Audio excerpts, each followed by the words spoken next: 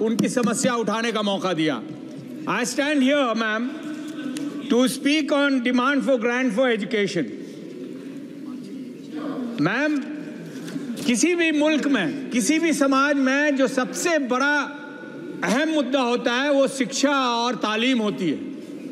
और हमने देखा है कि मोदी सरकार पिछले 10 सालों में धीरे धीरे धीरे इस फाउंडेशन को बर्बाद कर दी है। Ma'am, education is the bedrock of any societies progress. Yet, for the past decade, the Modi government has systematically dismantled our education system and institutions. Today, I stand before you to highlight some of the policies and hollow promises. Ma'am, बापू महात्मा गांधी जी ने कहा था, live as if you were to die tomorrow, learn as if you were to live forever. और पहला शिक्षा मंत्री मौलाना अबुल कलाम आजाद साहब ने कहा था, Every child deserves timeless gift of education. और इसी भावना के साथ कांग्रेस ने 2009 में एक लॉ बनाया जिसमें फंडामेंटल राइट के तहत आर्टिकल 21A में सभी 6 से 14 साल के बच्चियों को फ्री एंड कंपलसरी एजुकेशन दिया। उसके बाद इसको बढ़ाने की बात हुई। आदरणीय मोदी जी ने भी बहुत ऊंची आवाज में कहा कि हम 18 साल तक बढ़ाएंगे, 12 तक बढ़ाएंगे, लेकिन अभी तक नहीं बढ़ाया उन्होंने। हमने ये वादा किया था मुल्क को कि ये 3% से बढ़ा के 6% तक हमें ले जानी है अगर तालीम को सही रास्ते पे लाना है तो। कांग्रेस के वक्त में मैम, यूपीए के वक्त में 3.36 था। और ये मोदी सरकार जो खाली ढोल बजाती है वो कहती है कि हम सिर्फ 2.9% देंगे जीडीपी का। मैम, ये बहुत ही अफसोस की बात है। मैं एक फिगर देना चाहता हूं। स्कूल में लगभग 26.5 करोड़ बच्चे पढ़ते हैं। 4.3 crore people study in colleges and universities.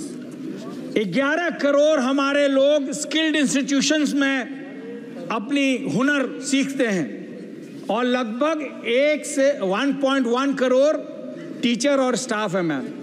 ये 1/3 आबादी है। This amounts to almost 43 crore. और इसमें आपने कितना दिया? 1.48 लाख। वो अगर आप डिवाइड करेंगे तो प्रति व्यक्ति 200 प्रति महीना भी नहीं होता है। इसमें आप तालीम देना चाहते हैं और इसीलिए नए नए इंस्टीट्यूशन की बात करते हैं मोदी सरकार। लेकिन जो पुराना इंस्टीट्यूट हैं हमारे यहाँ किशनगंज, जो 12 साल पहले दिया गया, आज तक फंड नहीं दिया गया। आई respect my honourable minister, he always meets me with very much affection. Sir, अब तो पास करा दीजिए प्लीज, टीचिंग नॉन टीचिंग भी, उस पर मैं आऊंगा फिर से। सर, 4,80,000 लगभग वैकेंसीज है टीचर्स की। और बिहार से, जहां से मैं ताल्लुक रखता हूं, वहां लगभग 1.25 लाख लोग टीचर्स नहीं हैं। अब बताइए तालीम कहां से हासिल होगी? पढ़ाने वाले ही नहीं है तो क्या पढ़ेंगे हम? और इसीलिए बिहार के लोग जो मजदूर हमारे रूडी भाई हैं कि नहीं हैं? सर, आपने क्या 4 करोड़ बोला था 13 करोड़ में, या 3 करोड़ बोला था? 4 करोड़ लोग अलग अलग प्रोफेशन के पूरे हिंदुस्तान में हम लोग गए हैं। सर, ये मेरे टाइम नहीं लेंगे। मैं नाम नहीं लिया। He is not yielding, sir. And I just mentioned. You can, after I speak, you can put your point. नहीं, नाम कहाँ लिया? मैम, और वही नहीं मैम,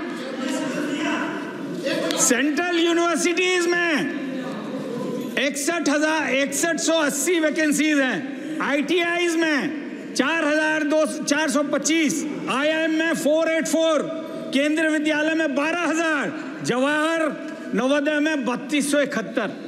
क्या पढ़ेगा बच्चा? इसीलिए मजबूर हो जाता है कोचिंग सेंटर में। आप जानती हैं क्या हुआ कोचिंग सेंटर में अभी दिल्ली में? कोटा में क्या हो रहा है? हर हफ्ते, हर महीने में हम लोग को सुसाइड केसेस की खबर सुननी पड़ती है। और सबसे अफसोस की बात यह है मैम, अभी हमारे यंग ऑनरेबल मेंबर बोल रहे थे कि मोदी सरकार ने बहुत कुछ किया।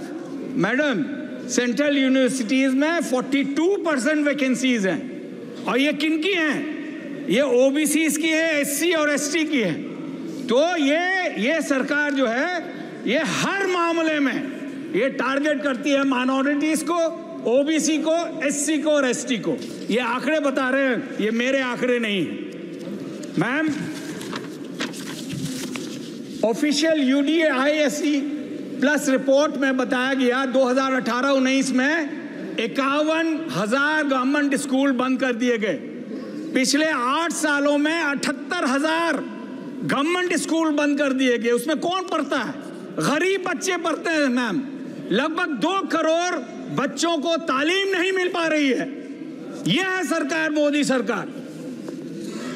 दूसरी बात यह है कि कहते हैं कि हम अच्छा तालीम दे रहे हैं, तो कैसे तालीम देंगे आप?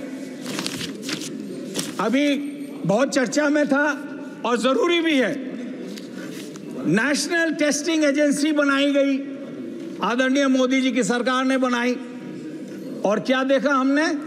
7 साल में 70 ऐसे केसेस हुए जो पेपर लीक हुए। बाहर मानिकदा ने लिखा था आपने ट्विटर पे कि बाहर न्यूज़ ये टेस्ट पेपर लीक होता है और अंदर हमारे पार्लियामेंट में रूफ लीक हो रहा है, पानी कल बह गया था पार्लियामेंट। ये है मोदी सरकार। मोदी है तो मुमकिन है। मैम, यूजीसी एनईटी एग्जाम में 23 लाख कैंडिडेट ने भरा था, 3 डिफरेंट रिजल्ट्स आए। 9 लाख से ज्यादा candidate across 300 countries UGC NET में किया। आपने 1-1 हजार करके उनसे फीस ली, पता नहीं और कितने कितने हजार उनको पैसा लग गया होगा एग्जाम देने में और फीस भरने में। आदरणीय मोदी, हमारे शिक्षा मंत्री जिनकी मैं बहुत रिस्पेक्ट करता हूं, उन्होंने यहीं पे कहा था इंटीग्रिटी ऑफ द एग्जाम में be compromised. It is not only the integrity of the exams, but sir it is the integrity of this government which has been compromised। बड़ी अफसोस की बात है मैम, ये सब हालात को देखते हुए जितना प्रेशर है बच्चों को वो नहीं ले पा रहे हैं। आपको एक आंकड़ा बताते हुए जो मुझे बड़ी तकलीफ हो रही है कि पिछले कुछ सालों में लगभग 13,000 कुछ स्टूडेंट्स ने आत्महत्या की हमारे हिंदुस्तान में। और पता है क्यों? क्योंकि उनको सही सुविधा नहीं मिल रही है, उनको सही सपोर्ट नहीं मिल रहा है, उनको कास्ट का जो तनाव है वो झेलना पड़ता है। इसीलिए लगभग 3 suicide every 2 hours is happening in India, जो बहुत ही शर्मनाक है किसी भी मुल्क के लिए। और इसीलिए हमारे आदरणीय नेता कहते हैं कि इसका कास्ट सेंसस होना चाहिए और उसको सुविधा मिलनी चाहिए जिसको जितना हक है। मैम, जो हायर एजुकेशन है उसको बर्बाद कर दिया इन्होंने। बर्बाद इसलिए किया क्योंकि जैसा मैंने बताया वैकेंसी, मैम अभी तो 5 ही मिनट हुए ma'am. I am the initiator of this. 10 minute होने को है, 1 मिनट में बात कर लीजिए मैम। 1 मिनट में मैम 2 मिनट दे करिए कंप्लीट करिए। मैम क्या अभी तो 2 ही मिनट हुए मैम। मैम जो हालत हो गई मैम, कर लीजिए आप अपनी बात कंप्लीट जी मैम। 2 मिनट बस जी मैम। जो हमारे बच्चे, जो स्थिति है यहाँ पे, लगभग 13.25 लाख बच्चे 2022 में हमारे बाहर पढ़ रहे थे और इनके पढ़ाई के खर्चे लगभग 60 to 70 billion dollars, that is between 5 and 6 lakh crore. और आपने हायर एजुकेशन में कितना दिया? 47 लाख करोड़, 47,000। तो 12 गुना से ज्यादा मैम हमारा पैसा बाहर जा रहा है। अगर वो हम यहाँ खर्च करते तो हमारे बच्चे नहीं जाते। और वही नहीं मैम, पिछले 3 सालों में पिछले 3 सालों में लगभग 24,500 हमारे बच्चे वहां पे उनका देहांत हो गया, मर गए। आप समझ सकते हैं किस तरह के लोग वहां जाते होंगे जिनके 1 या 2 ही औलाद होते होंगे। उनका तो दुनिया उधर जाता है। मैं माइनॉरिटी इश्यूज पे आता हूं। सर, किशनगंज के बारे में तो आपको मेरे ख्याल से आप भी रट गए होंगे, हम भी रट गए होंगे।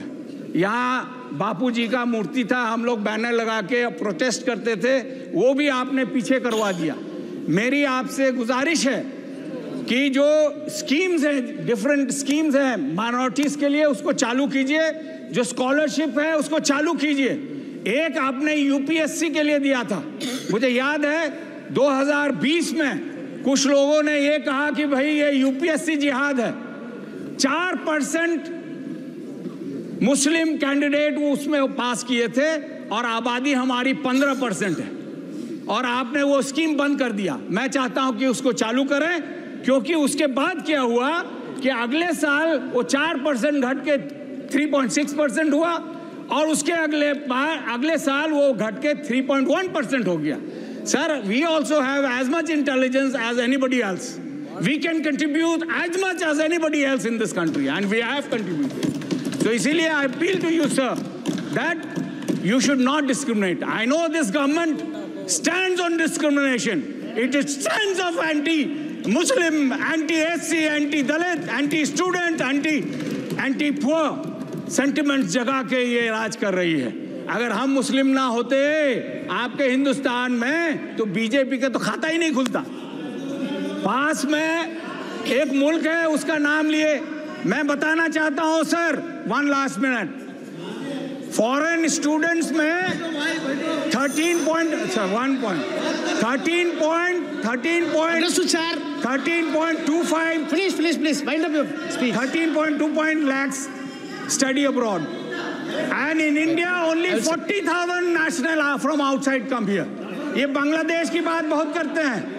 बांग्लादेश का जीडीपी हमसे बेहतर है, और वही नहीं, हमारे यहाँ के बच्चे 9,500 वहां पढ़ते हैं और उनके सिर्फ 2,2600 बच्चे यहाँ पढ़ते हैं, और आप कहते हैं बांग्लादेश चले जाओ। तो मेरी गुजारिश है कि जो भी हमने मांगा है उस पे माननीय मंत्री जी गौर करें और मुल्क के एजुकेशन को बचाएं, बेहतर करें। आप मुगलों को नाम हटा देने से कुछ नहीं होने वाला है।